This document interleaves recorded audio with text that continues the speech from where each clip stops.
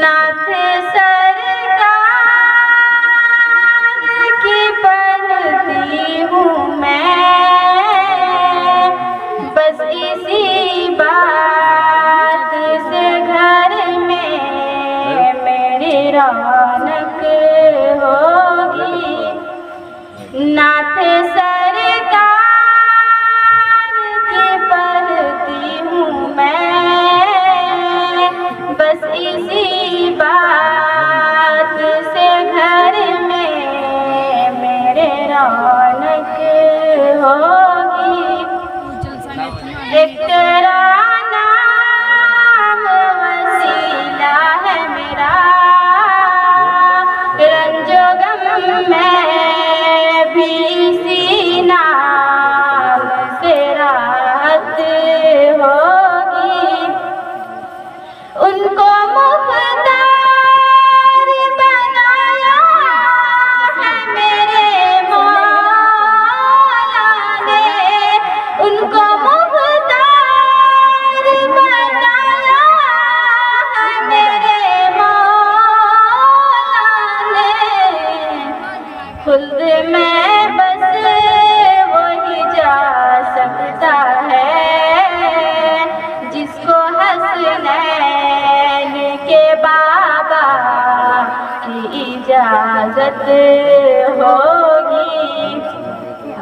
یہ سنا ہے کہ بہت غار اندھیری ہوگی، یہ سنا ہے کہ بہت غار اندھیری ہوگی۔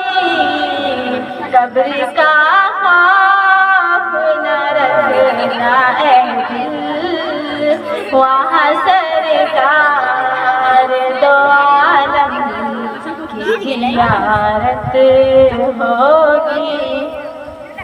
حشر کا دن بھی عجب دیکھنے والا ہوگا، حشر کا دن بھی عجب دیکھنے والا ہوگا۔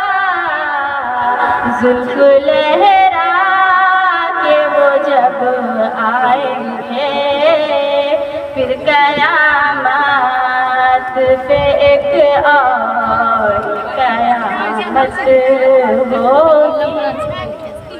میرا دامن دو گناہوں سے بھرا ہے اللہ، میرا دامن دو گناہوں سے بھرا ہے اللہ۔ سہارا ہے کہ میں ان کا ہوں، قبر کا خوف نہ رکھنا اے دل، وہاں سرکار دو عالم کی زیارت ہوگی۔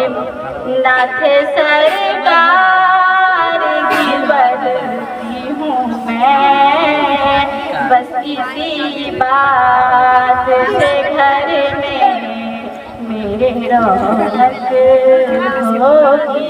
السلام علیکم ورحمۃ اللہ وبرکاتہ۔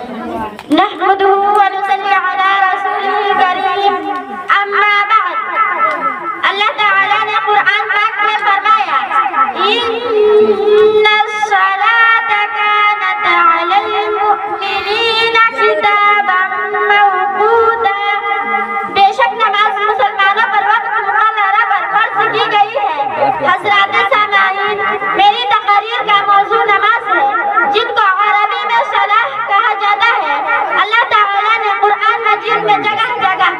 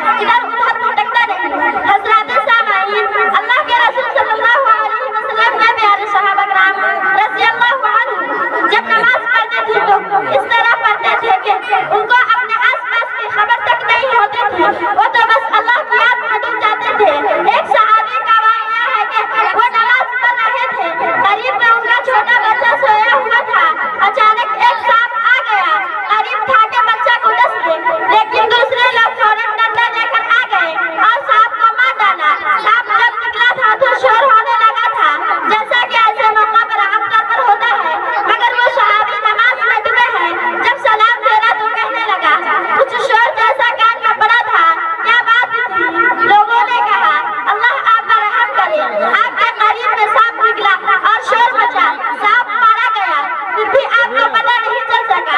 उन्होंने कहा, भाइयों, मैं नमाज में अपने मौला की याद में डूबा था, अगर उसकी तरफ से ध्यान हट जाती तो फिर नमाज ही कहाँ रहती। हजरत, ये हाल था सहाबा कराम की नमाजों का।